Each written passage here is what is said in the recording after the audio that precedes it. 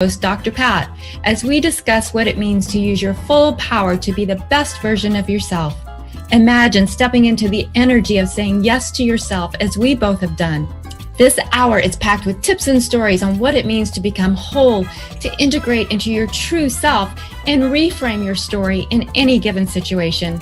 Stay with us on this journey of self-discovery, powerful solutions, and unpacking the nature of who we are and why. You've already nailed your first step to your best self by tuning into this show.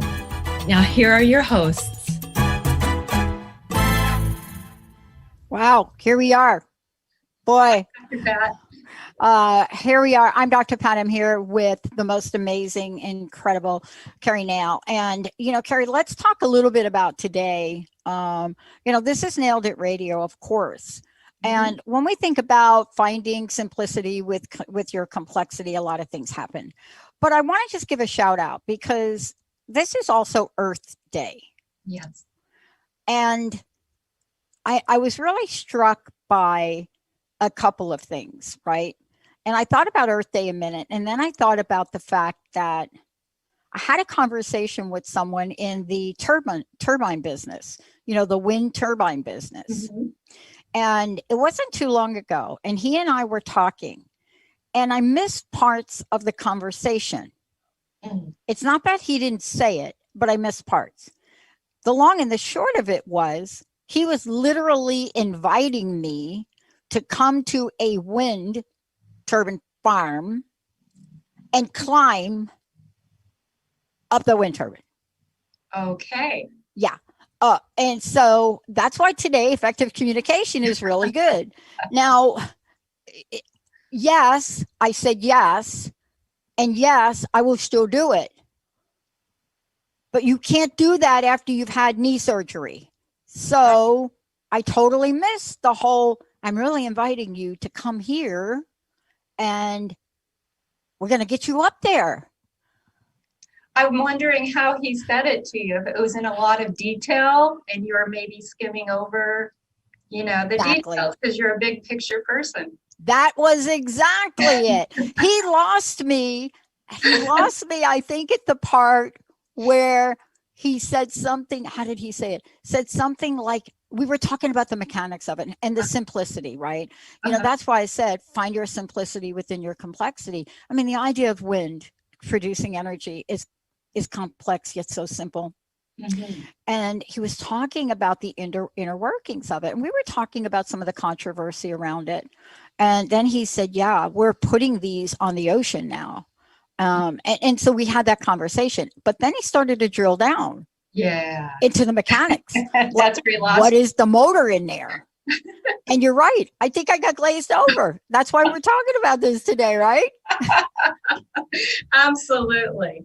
Yeah. So how do you feel heard when you're communicating with others? So we're going to talk about strategies based on our personality preferences. And also included in that is once we understand our personality preferences, then we can either accept others' differences. And how do we do that? Or we may have expectations we need them to understand from our point of view. And we're going to learn how to communicate those needs to people that are different than us. So, yeah. I'd like to start with our energy. So we've got, like I said, I use the Myers-Briggs principles. So where we get our energy, how we see things, how we make decisions, and how we live our outer lives. So the first dichotomy is extroverted and introverted energy. Extroverts, their energy, they get their energy outside of themselves by doing things. And introverts get their energy by reflecting and being quiet and thinking things through. Now we do both. It's just we prefer one over the other. So as an extroverts like to talk. We want to talk about it. So let's collaborate. We love to collaborate. People who prefer introversion, their energy is inward and they need time to think about it, reflect on it, and maybe even sleep on it before they even can talk about it. Yeah.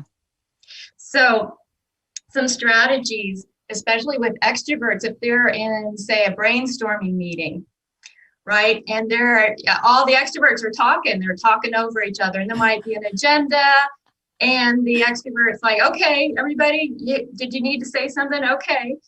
All right, well, everybody spoke up. Who spoke up? Let's move to agenda number 2. And then there's lots of brainstorming again. And by agenda number 4, the introvert's like, excuse me, pardon me, I'd like to go to item number 1, because they've been processing it internally before speaking.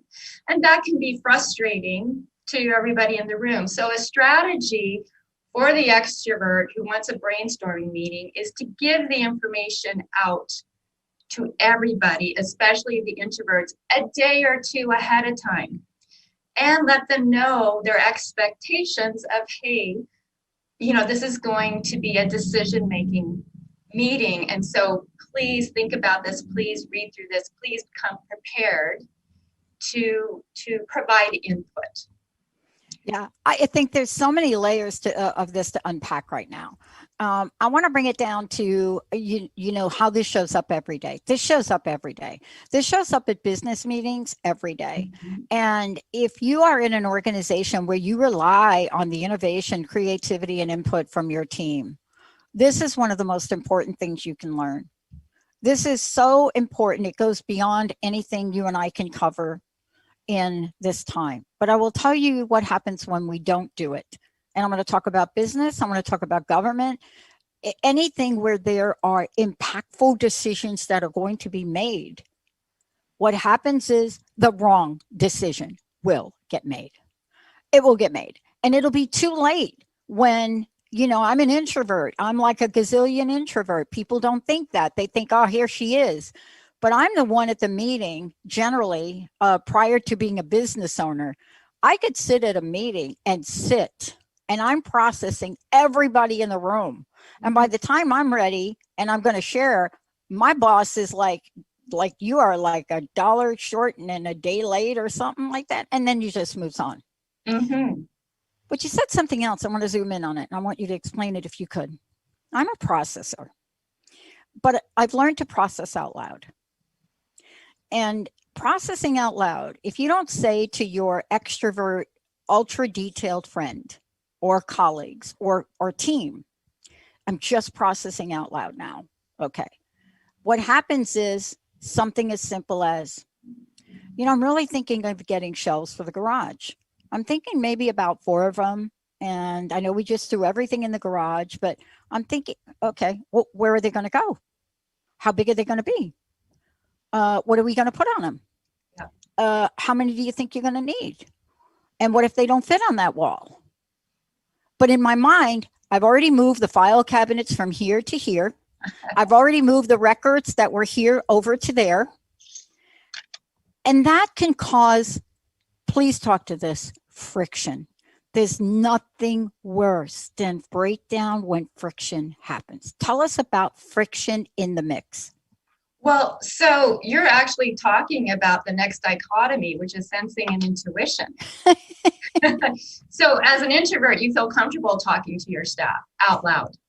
And your dominant function is probably your intuition, which is your creativity. You can see it all. And so that's what you're doing is you're giving that idea of what you want before they've had a chance to process through the step by step, which is sensing and intuition is how we take in information. Sensing types, we tend to take in information with details and in the moment, step by step. And people who prefer intuition are big picture, seeds pattern, future oriented, can actually see it, and they're people who are intuitive are more about the why, and people who are sensing are more about the how. So that's what they're asking of you. Well, how are we going to do that? I don't know. I'm already there. And, doesn't stress factor into this, Keri? Let me ask you about this. I know we're going to talk about it later in the show, but under normal circumstances, what we're talking about is great. You also work with people because these decisions are sometimes in a stressful environment. And that really makes the end game so much more important, doesn't it? Absolutely. So what you were talking about, and yeah, we talked about stress last time, type and stress. And so, yeah, these things cause stress. So if we can learn how to communicate more effectively. So when you are saying out loud some of your ideas, if there's any way, first of all, let your staff know, hey, sometimes I'm just thinking out loud. That doesn't mean you have to go and do it. Or if you do want them to do something for you, then give them, it's like the low hanging branches of a tree. Uh-huh. Kind of chunk things down into threes and maybe a little bit of details so they can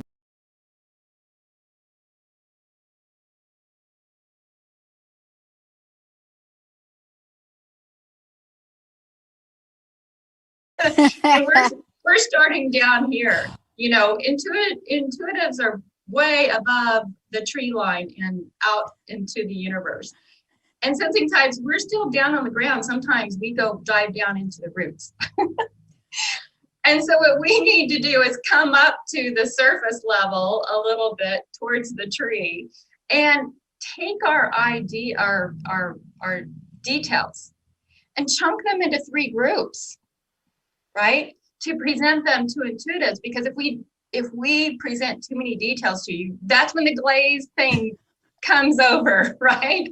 It's like, whoa, you lost me. So if we can I'm sensing, we have to take the time to think about how to present the information to an intuitive person. If you can chunk it up into 3s and then provide the details as background information, should the intuitive person want to know why, here it is. Yeah.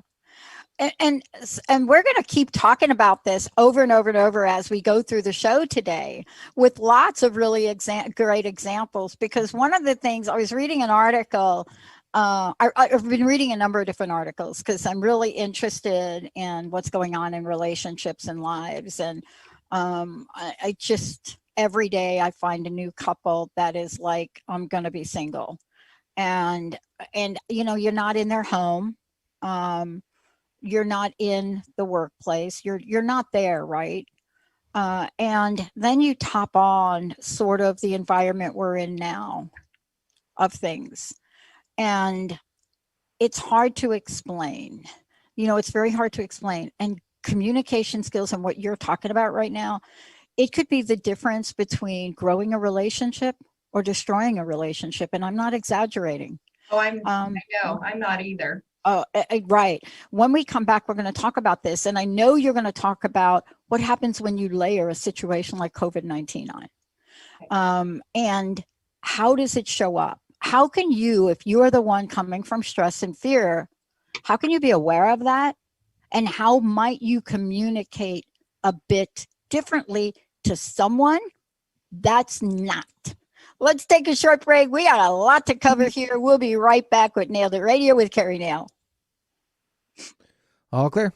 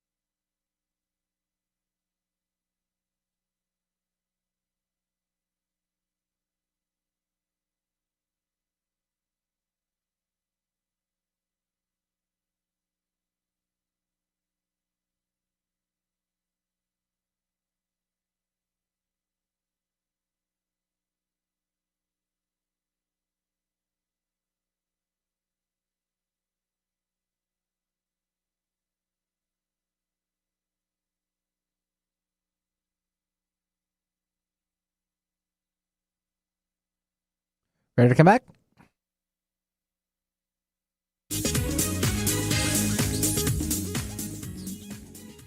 Hey, everybody, welcome back. You know, I am so thrilled I get to co-host with the host of the show, Keri Nail. This is Nailed It Radio. Before we continue, I can't tell you that this is one of the most important conversations we can have right now. And there are a lot of reasons that we can talk about in another show. But right now, this is important to give people some tools. Before we go ahead and talk about effective communication, please tell folks how they can work with you, because this is what you do in your coaching practice. This is what you do in businesses. Yeah.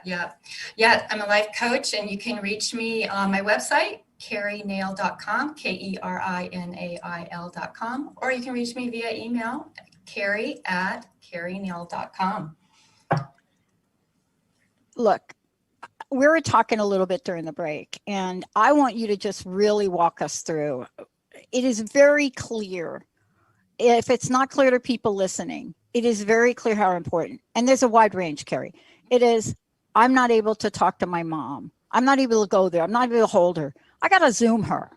I mean, communication and learning effective communication has never been more important than it is now, right? Right. I mean, I was watching a Zoom call the other day between a couple of people, and apparently somebody's phone must have gone off. And they bent their head down and they're like on their phone. And that caused an entire blow up. So take it away. How do we communicate? What is the impact? Right. Even on Zoom calls, right? It's that paying attention to and listening. And how do we do that?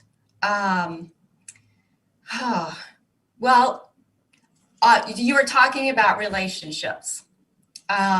So as an extrovert and a very organized person, I usually expend my energy and thought process early in the morning and throughout the day. So by the end of the day, I'm kind of done.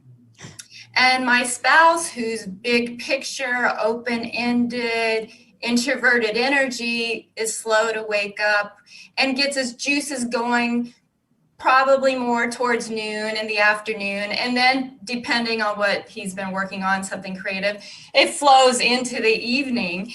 And he wants to come home and talk about these big ideas. And especially if he's throwing numbers at me, I'm like, oh no, I am so checked out.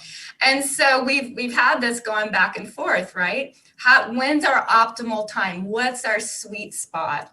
And finally, because that's what happens to a lot of couples, you know, at the end of the day, after they've been working all day, or one's at home, one's not. And then the only time they have to talk to each other is at night. And that's not always optimal for each of the different preferences. And so what we came up with is on Saturdays, after we've been able to sleep in and relax, then it's like, okay, let's talk. Especially when it's a big subject, right? And we need both of our brain powers to be working at the same time. So those are just things to think about, is if something's not working the way it's working, think about each other's energy, how we like to deal with the outer world. And even if we're more logical or more people oriented, you know, the numbers with me, I've really got to have my brain turned on in the mornings to take in numbers. Nighttime, that's not my thing. And, you know, let's talk about how we communicate that, because, I think that sometimes it's hard to find the words to explain. And even if it doesn't make sense to the other person, there's got to be an accepting and allowing part, right? It's got to be where one person says, you know, the numbers at 8:00 at night, I really want to hear you. Can we have that at coffee tomorrow? Yeah. And then the other person has to say, no, but it's really important. I got to talk to you about it. I'm already glazing over from that conversation. I'm already like, forget it. How do we negotiate that ground? Because that, I think, is where we really break down. Even after you express yourself, right? Mhm. What if the other person's like, oh no, but this is really important to me, like the numbers? Right, right. So, when I think about the dichotomy of decision making between logic and people, with thinking and feeling, is, is to express our needs, especially if we're a feeling person, we get very passionate. And if we want to express our needs to a more logical person, we really need to calm ourselves down so that we can communicate our needs in pretty much a non-emotional way. How do we do that? We do that by breathing, deep breathing. That was our second episode, right? Yeah. How to respond versus react. And it's not easy to do in the moment, but just remembering things like that. Okay, I just need to calm down here, do some deep breathing, maybe walk away. Just say, hey, I'll be right back. And that's okay. And sometimes it's like, okay, I'm gonna allow the information to hit me, whether I absorb it or not. I'm gonna allow it. Okay. Right. Great. I'm not going to be able to respond though right now, but please, I know this is important to you, and maybe we can figure out a time where I can respond. Wow. I want to talk about, from your perspective as an expert in this field. I'm really kind of like just brushing across the impact. I've given a few examples. There's a reason that the divorce rate right now, even with the pandemic still continuing, is higher, not just in the United States, but the UK is just inundated with divorce filings right now. Business partners can't communicate. I have a friend that owns a restaurant, and in our state, we got some great news that employers will be compensated for people taking time off to go get a vaccine if they want it. Mm-hmm. But the dialogue that goes on between, whether it's business, whether it's partners, whether it's you and your accountant, but especially your loved ones. Mm-hmm. I got to ask you, you are on the front line. I don't even know how to quantify the importance. Can you? Quantify it. Well, you just said it. I mean, the relationships, right? Both personal and business relationships. I imagine even business partners are struggling as well. Yep. But you said a couple things, or maybe I just thought of them as you were talking. Part of it too is, again, understanding our preferences. I'm a feeling. I naturally prefer feeling in how I make my decisions, people, my own personal values. I like to be appreciated.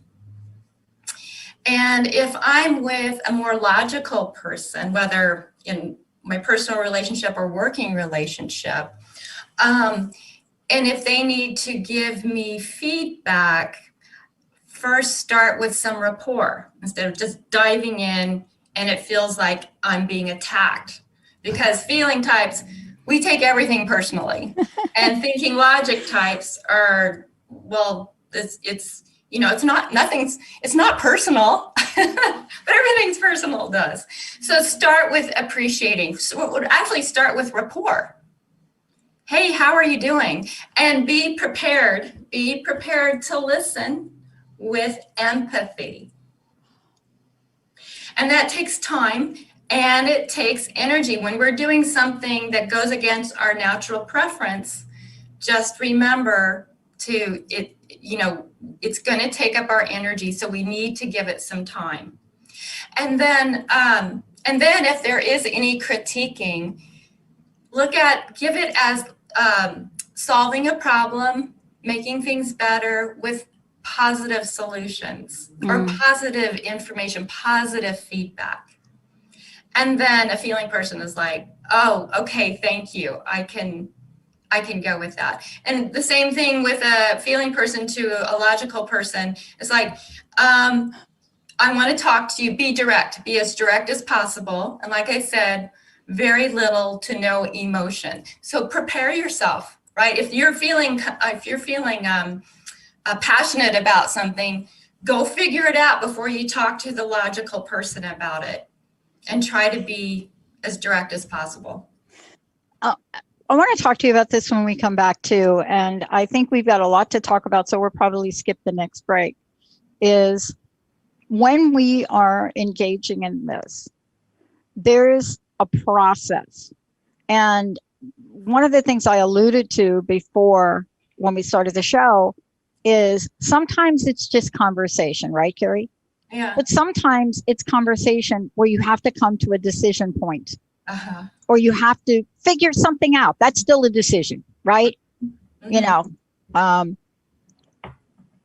that's really critical. It's critical. I mean, I'm not kidding about the example I used. I agreed to climb a wind turbine pole 2 weeks after surgery. No. And, it wasn't that either one of us had an ill intent, but it was different communication styles. But what if it wasn't like that? What if it was a decision that is so in your heart? When we come back, decision making, decision making, decision making. Do you want pizza or do you want chicken? And sometimes that pizza chicken conversation can turn into the biggest argument in a relationship that you've ever seen. When we come back, Keri Nail, all of you, we'll be right back. All clear.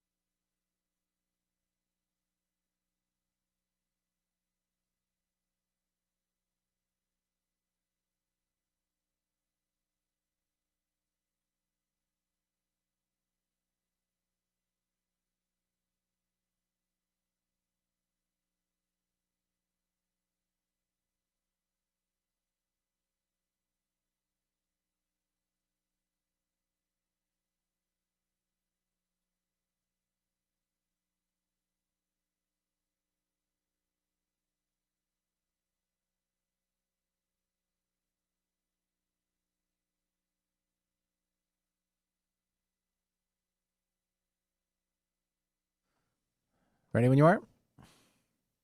Sorry about that. Here we go. Hey,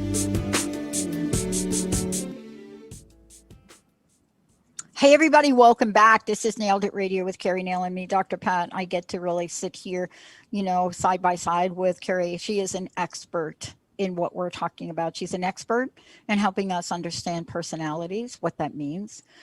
She's an expert when it comes to energy of introverts, extroverts, strategies, an expert in when it comes to perception. How do you weave through the many layers of perception? And then how do we wrap this and bring this all together to really provide better, more effective communication? And what I love about Keri and what I love about this conversation, it doesn't matter where you are, right? So here's what I love about this. It doesn't matter if you think you're a great communicator and this other person is not. It doesn't matter. You can come together and work with Keri and find this common ground and learn some tools, because in the world we live in right now, we need them. So I decided I am not Skyping to my team any more instructions that are important. It is the worst communication tool for somebody like me to use. I am a high-level thinker. I'm trying to give Olivia, Jacob, Jessica, Linda, something that I'd like them to do at a 35,000-foot level. It doesn't work. Thank goodness I get to work with Keri about that. Keri, how do we find out about you and the big D, decisions? Oh, right. So you can find me at my website, kerinail.com, or you can email me, Keri@kerinail.com. That's KERINAIL. And I'm a life coach specifically and generally women in life transitions and helping them find their simplicity within their complexity. And part of it is learning how to communicate more effectively by understanding who we are and our natural preferences. Awesome. Okay. We're not just chit-chatting anymore. We got to come together. We got to make decisions. Sometimes it's a simple decision. I had a conversation the other day. It took 10 minutes. What do you want for dinner? I don't know. What do you want? Okay. Do you want this? No, I don't know. What do you want for dinner? 10 minutes. 10 minutes. But those are not the decisions. We're talking about all decisions. Mm-hmm. We could be talking about a decision on how do we homeschool? What do we do with this? Help us out with decision making, and what is the magic formula? Well, actually, I was just reading about a formula today in my typing communication book, and it breaks it down into information, discussion, and then decision. And just having that, okay, we're going to provide information right now. We're not making a decision. Here's the information. Now, let's discuss it. Again, we're not at a decision-making point, but let's discuss it back and forth. And now, okay, all right, it's time to make a decision. And what I always find effective is saying, okay, this is what I heard you say.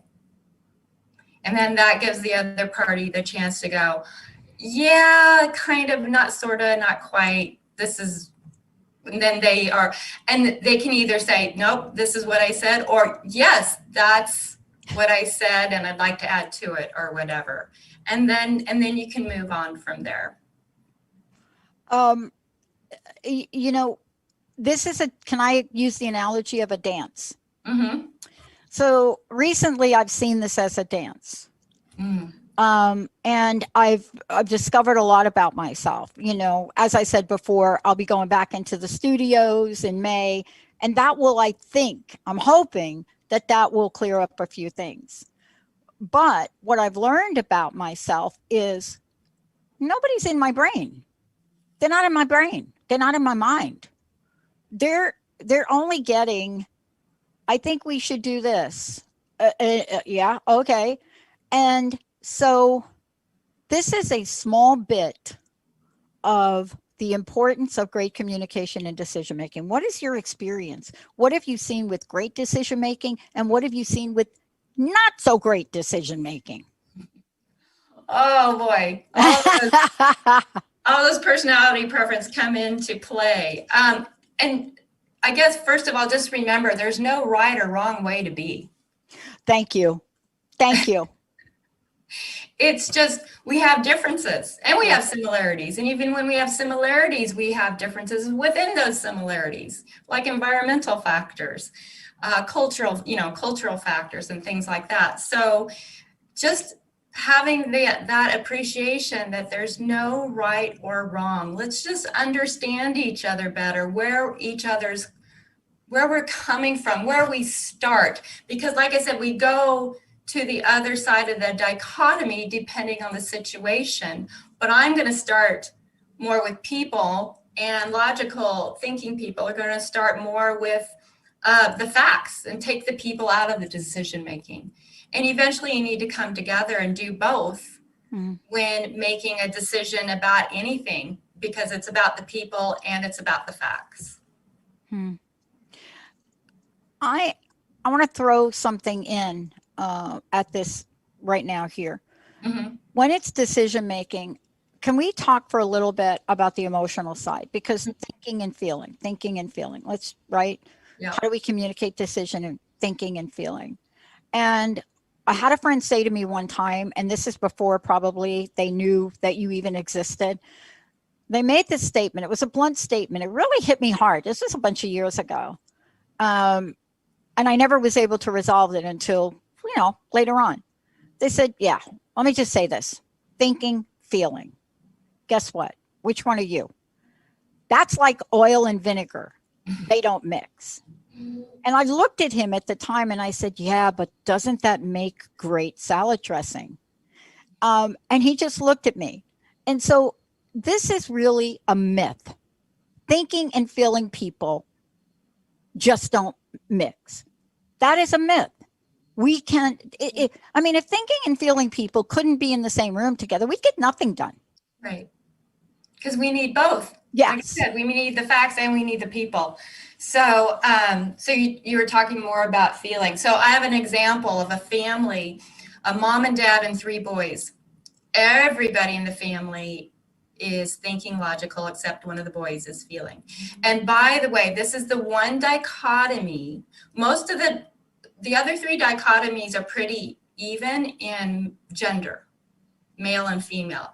The thinking feeling dichotomy is just askew a little bit towards men tend to be more thinking and women tend to be more feeling. Not all, but there's just a little bit more thinking of men and little more feeling of women. So this mom is naturally thinking. And the son who's feeling and the dad who's thinking were at loggerheads a lot. And she was a good go-between because it's like a foreign language. Her first language is thinking logic, but she was immersed in feeling because women in general in most societies are expected to act feeling with concern with people and putting people first. So she was an excellent translator between her logical husband, because they shared the same language, first language, and her son, who feeling was her second language as a woman. Wow. I want to just ask you this question, because there's a really important reason we're talking about this. And I want to get to the important reason, at least that comes up for me. I think probably if I were to ask you the important reason it's come up from you, and the reason we're doing the show is you're out in the world, you're coaching people, you have business clients. Every day you are seeing this at many levels. I mean, maybe some days it is the pizza or the chicken conversation. But maybe on other days, it's divorce or not divorce. Maybe on other days, it's I'm going to stay on my job or I'm going to quit my job. I can't stand the people here. They don't hear me. I feel invisible. All of the above.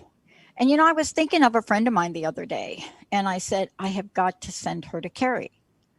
Because if you are that different than the majority of the people in your culture at work, does it mean you have to leave? Sometimes it does. Right. But other times, not.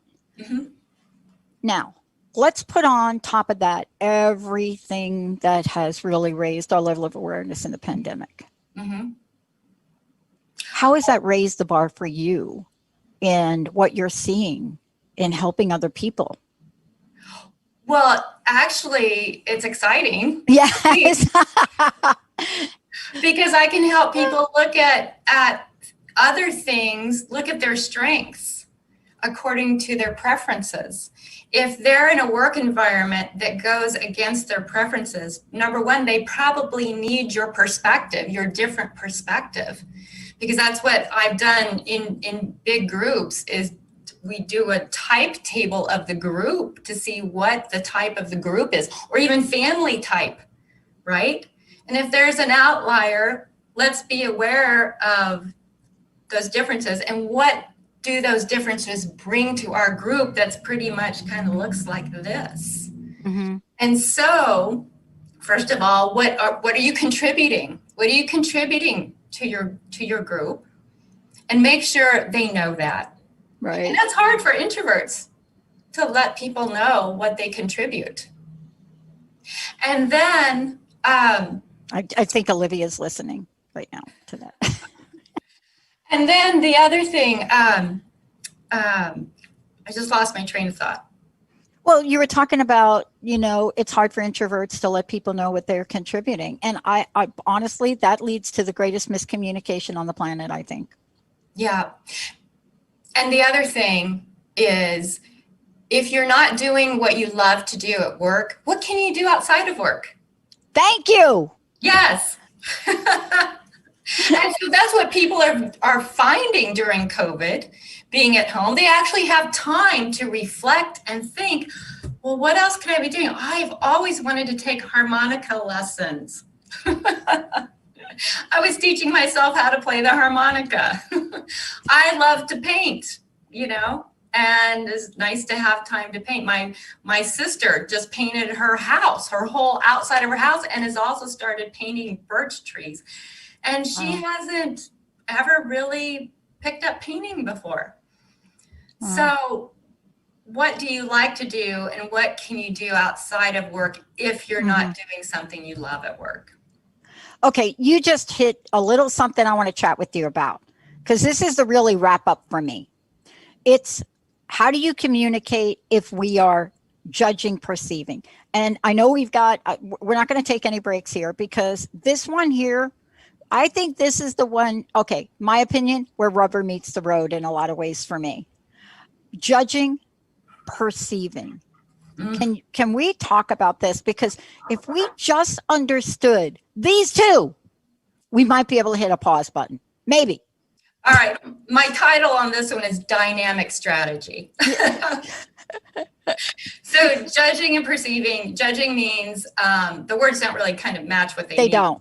Right. But and the Myers-Briggs, judging is people who like to be organized and likes to make decisions quickly, likes to make a plan, follow a plan ahead of time and plan ahead and stick to the plan. They like rules. They like regulations. They like structure. People who are perceiving are open-ended, flexible, adaptable. It's about the journey, not necessarily the end point. For judging types, the end point is the thing, right? And so what I suggest is people who are judging, we have like a checklist, right? It looks like a ladder, right? And we have a list of things, details. Well, that's sensing. But anyway, and if we check it off and move on, we feel accomplished. But there's no room to be spontaneous or for emergencies to come up. So kind of that grouping of three. Your schedule for the day, 3 priorities. Everything else is nice to have. For a perceiving person, they're open-ended, flexible. They're just going all over the place. There's no structure or routine. Sometimes I say, just put in one little goal and try to reach that goal. And so just know, so when a judging person's working with a perceiving person, create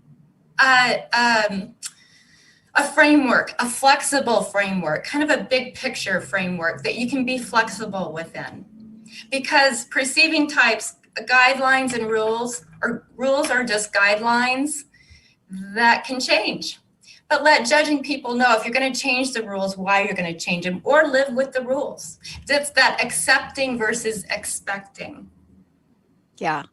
And don't you find too, and I want to ask you about this is where you really have to find a way to communicate to each other. Um, and judging is a really misconceiving when it comes to this. Oh, right? that doesn't mean they're judgmental. Misconceiving. No, it doesn't.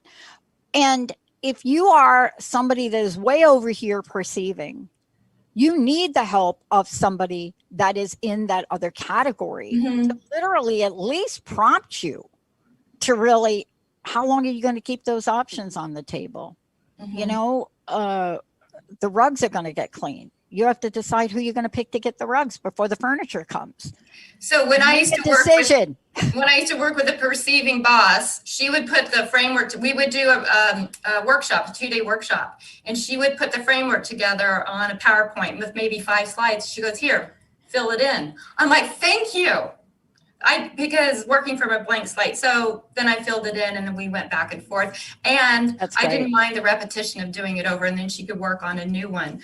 The other thing too is deadlines. So a judging person, if I have a deadline, I need to turn something in at work, and I'm expecting information from a perceiving person, and I give them my deadline, they're going to wait till the last minute because they love last minute pressure to get something done. That's where they get energized, and that stresses someone like me out who's judging. I want the information ahead of time so I can breathe and chill and relax and look it over. So I'm going to ask the perceiving person, "Hey, I need you to get me this information by this date so that I can look it over and turn it in by this date. But I need it from you on this date." And again, when I'm working with perceiving people, like if I'm too rigid in my plan, they're like, "Whoa, that's too much. So give them kind of a general outline and just keep going back and forth. So, and that's the thing too, perceiving people, their focus, that can be all over the place, right? It's like, "Hey, just checking in with you. Try and, don't be too overbearing. Don't check in every day, but just check in. Want to see how you're doing, see what, ask them about their focus and which is your focus, and and I love it. So always follow up. Judging types need to always follow up with the perceiving types, because when we make a plan, it's set in stone. So we may not talk about it anymore. And then we go, if we made a plan with a perceiving person, I'm like, "Oh, is it Tuesday? Is it this time? Oh, okay." Yes. Right. So follow up. And just all of the people on my team that are listening, that is me. All of the people that are listening, this is really why I ask for a whiteboard. It's less about what everybody on the team's doing. It's more about me. Am I staying on track with what I gave somebody to do? I had a team not too long ago who knew this about me so much that they knew I wouldn't even remember what I gave them. I mean, I'm not kidding. It would be like, okay, she's never going to remember. She's never going to follow up. But that's why we have Linda, because Linda's the opposite. Mm-hmm. And so what I love about this is a dynamic duo. I think out of all of the different combinations, and maybe you can talk to this, if these two types get together in a congenial, collaborative, and good listening way, there's just not much that can't get done. Oh, absolutely. Yeah. And it even goes back to the summarizing again. Yeah. This is what I heard. We're going to get together on this date. And also, when I help open-ended people when I'm coaching, and they're like, "I need boundaries." Usually they start with too many, and they're like, "Oh, I can't do it." I'm like, "Okay, well, which ones did work? And let's keep working on those and tweaking them." And that builds confidence. And it's that one line, that one goal. Let's just focus on that and make sure that works before you try another boundary. Yeah. I think Linda had been listening to a bunch of your shows. It had to be, because we were talking about something. I mean, there's a lot on the table to make this move happen. And so she nailed it. She basically said, "Okay, tell me what you just heard." So here I go. "Well, I heard this, I heard that." She says, "You know what? At what point did the level of detail completely overwhelm you so that you got so glazed over, you actually didn't hear the rest? You just checked out. I said, that's why you were listening too. But she's right. And yet I can go to the detail place. So I just want to have you wrap that up too. You don't have to be one or the other. Right. You can be, right? Right. Just know where you start. Yeah. Where you prefer, and just know you can do details, but only to a certain point.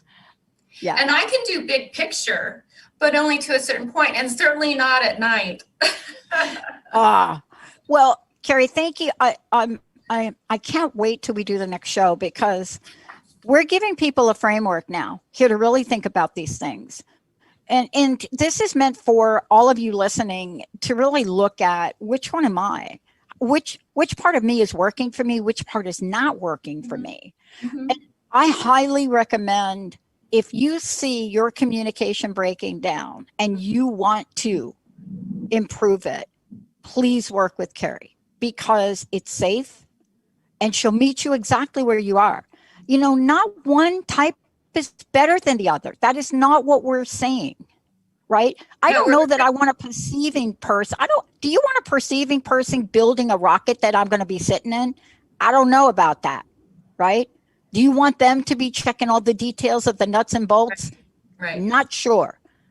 What's your personal message? And boy, this is such an important conversation. Well, and you were saying it, there's no right or wrong. So just appreciating who we are and the gifts that we bring. And sometimes those gifts are different than ours. Our strength, our gift is someone else's challenge, and vice versa. And so I like to go back to that accept versus expect. When you understand each other's personalities, you can either accept them and go, I need that because that's a challenge for me. But if you need to expect them to look at it your way, then the strategies we just talked about how to communicate our needs in a way the other person can hear us. Keri, how do people find out more about you? Thank you for all the great work you do in the world. How do they find out about you? And they can even work with you to find out which type they are. How do they do that? Please contact me. Either you can send me an email, Keri@kerinail.com, KERI@KERInail.com, or my website, which is kerinail.com. And I'm Keri Nail Life Coaching. And I want to also say one other thing. Let's say it's you and your partner and you're like in a relationship. Let's say there are two of you. Keri will work with you both together. She'll take a look at this together. Mm-hmm. And that is, I think, one of the most effective things that we can do right now. Why? It will relieve stress. It will help you with decision making. And the other thing is, it will just give you a sense of peace and understanding. Yes, absolutely. Thank you, Keri. Thank you so much for today. I can't wait. Thank you, Dr. Pat. What are we going to talk about next? Because I can't wait. I'm thinking about confidence. That's a good one. I got to tell you, it's hard to be confident as a receiving person in the face of a very strong judging personality. Mm-hmm. You know, it really does take a lot, especially if you get to understand yourself.